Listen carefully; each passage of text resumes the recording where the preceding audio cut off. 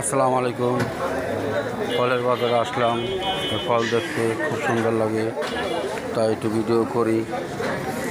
যাই হোক, দেখতে খুব সুন্দর, ভালো লাগে,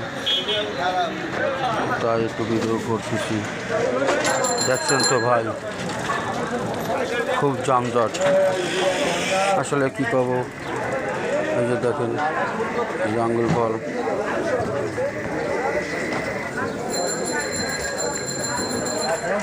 খুব সুন্দর, অনেক সুন্দর। এই যে ফল পকড়া, সকালের ভোরের বাজার, সকালে ভোরের বাজার, তাই একটু দেলদার ঘাট।